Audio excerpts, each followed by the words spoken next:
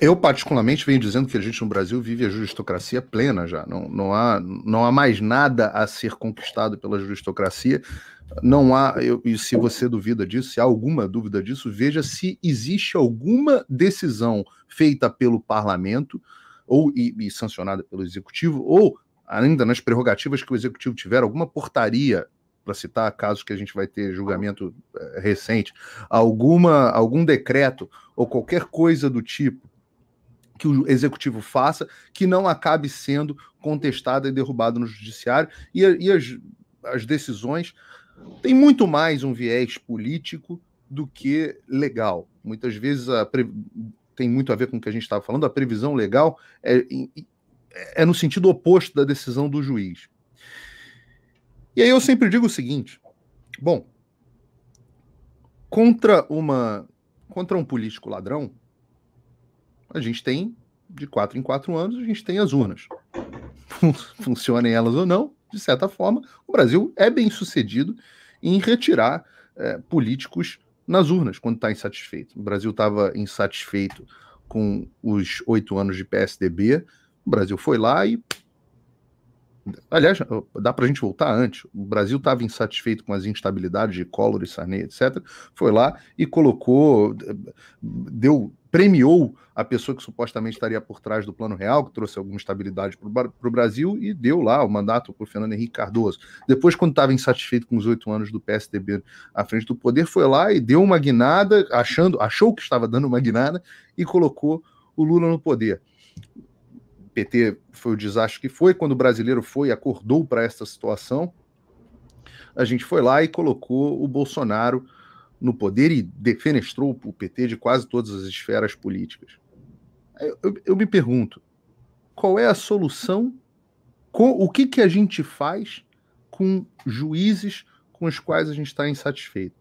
A gente vê, e eu quero falar um pouco sobre processo disciplinar, mas a gente vê muito pouco processo disciplinar contra juiz, a gente vê juízes cometendo absurdos inacreditáveis, com consequências financeiras para muitos agentes, psicológicas, assassinatos de reputação, vidas arruinadas, e os juízes fazem o que querem, não acontece nada. Não estou falando só do STF, não. Mas isso está mais evidente, muito mais evidente, no caso do Supremo Tribunal Federal, onde você tem um conflito de interesse, que foi o erro do legislador, que talvez não tenha sido visto de forma tão clara por ele à época, mas onde você tem um Supremo Tribunal Federal que julga aqueles que o julgam, né? Então, os senadores acabam sendo julgados pelo Supremo Tribunal Federal, então ficam morrendo de medo, o sistema de checks and balances acaba não funcionando.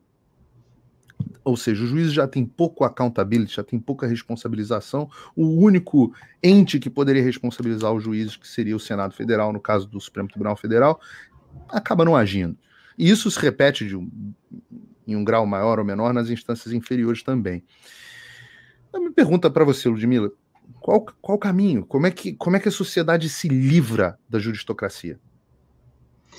Olha, essa é a pergunta de $1 milhão. Né? Alguém já achou? Alguém já apontou algum caminho? Eu tenho visto sociedades perdidas de como resolver esse problema. Num primeiro momento, eu não consigo enxergar uma solução de curto prazo. Não consigo enxergar a solução de curto prazo. Uma das formas, dentro das 4 linhas, tá? Tudo dentro das 4 linhas, de se evitar que isso aconteça, está nas mãos dos presidentes da República, por meio da escolha dos nomes dos ministros das Supremas Cortes. Então, se um presidente da República escolhe mal um ministro, escolhe um ativista, então toda a nação vai padecer até a aposentadoria desse ministro. Toda a sociedade vai padecer com o ativismo judicial. E, de certa forma, a gente pode até dizer que quem é que elege o presidente da República? É o povo. E o presidente da República, por sua vez, vai fazer escolhas políticas. Então, a gente pode até dizer que o povo, indiretamente, muito indiretamente, também acaba fazendo as escolhas dos ministros da Suprema Corte, porque, afinal de contas, ele escolheu o povo escolheu o presidente da República, que fez as escolhas, e escolheu também os membros do Senado, que é o órgão responsável por fazer a sabatina e completar esse processo de escolha dos ministros. Então, em último caso, assim, bem indiretamente, o povo participa dessa escolha, né? Então, o presidente da República tem que ter muita responsabilidade, assim, é uma das escolhas mais cruciais que um presidente pode fazer durante um mandato.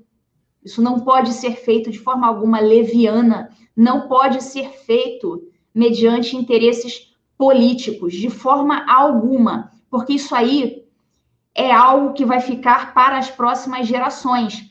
Pelo menos com a legislação que nós temos hoje, o ministro do Supremo Tribunal Federal, ele é vitalício, ele não tem um mandato. Inclusive, até tem algumas pessoas que têm essa ideia de repente, colocar mandato, 8 anos ou 10 anos para ministro, mas isso não existe no Brasil por enquanto. Então, o ministro, ele fica até a aposentadoria dele. Até a aposentadoria dele. Então, é uma responsabilidade muito grande. Essa é uma escolha de estadista. Então, o presidente, ele não pode pensar só numa determinada circunstância na hora de escolher um ministro para a Suprema Corte. O presidente, ele tem que pensar grande, tem que pensar como um grande estadista, tem que pensar, eu vou colocar aqui numa função crucial para a nação, uma pessoa que vai ser responsável por ditar regras por décadas, talvez. Então, isso não é uma escolha que pode ser feita levianamente, respeitando políticas do momento. Não é assim que se escolhe o ministro do STF. Então, primeira resposta que eu posso te dar: boas escolhas do presidente da República. E certamente, bom senso do Senado Federal na hora de sabatinar as pessoas também, não permitir que mais escolhas do presidente vinguem, né, e não puxar o tapete das boas escolhas. Essas coisas não podem ser feitas de forma política. Mas isso, é claro, para quem é estadista, né? Um grande estadista jamais escolheria uma pessoa assim de forma leviana. Então, no primeiro momento, a resposta é essa, né? Boas escolhas de pessoas não ativistas. Então, para isso, tem que ser escolhidas pessoas que deixem muito claro, desde o primeiro momento, quais os seus posicionamentos sobre os temas fundamentais de uma nação. Então, não se pode colocar numa cadeira dessas uma pessoa que ninguém conheça e ninguém saiba como pensa. Essa pessoa tem que ser transparente, tem que saber, todo mundo tem que saber como aquela pessoa pensa. Não pode entrar uma pessoa de pensamento obscuro que ninguém saiba. Eu lembro até que, antigamente, eu ouvia muitas pessoas falando no nome do Sérgio Moro para ministro do Supremo Tribunal Federal. Né? Eu, né, até uns anos atrás, eu até aplaudia a conduta do Sérgio Moro na Lava Jato, todo mundo gostava da conduta dele, há uns anos, não sei você. Eu não. Mas há muitos anos, né, na época da Lava Jato, a gente, né, admirava o Sérgio Moro como um juiz, né? Depois eu passei a não concordar com algumas condutas dele, que não vem ao caso, mas na época da Lava Jato eu não tinha nenhuma objeção, e muitas pessoas falavam, poxa, eu gostaria muito que ele fosse ministro da STF. E eu, naquela época, lá em 2016, eu falava, olha, eu gosto da conduta dele e tal, mas eu não sei se ele poderia ser o ministro da STF por um motivo muito simples, porque eu não conheço o posicionamento dele em vários temas fundamentais.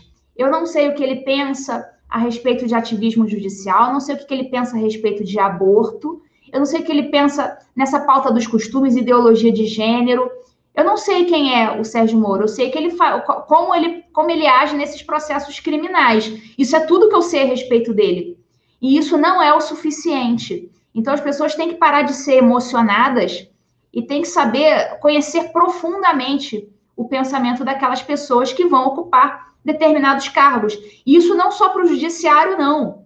Para os cargos do legislativo e do executivo também. Às vezes surge aí um sujeito obscuro do nada, prometendo a salvação da lavoura, e daqui a pouco o sujeito é eleito e muda da água para o vinho. A gente viu isso acontecer muito nas últimas eleições. Né? Pessoas que hoje falam, poxa, eu votei no fulano de tal e hoje eu me arrependo. É claro, porque acreditou ali na primeira pessoa que apareceu pela frente. Então as pessoas têm que parar com essa leviandade também. As pessoas têm que adquirir uma consciência política maior, uma consciência, uma capacidade de análise maior. Inclusive, nesse ponto, até o teu canal aqui contribui muito para essa expansão de consciência, para o pessoal entender melhor o que está acontecendo e não fazer burrada, o que vale também para a classe política.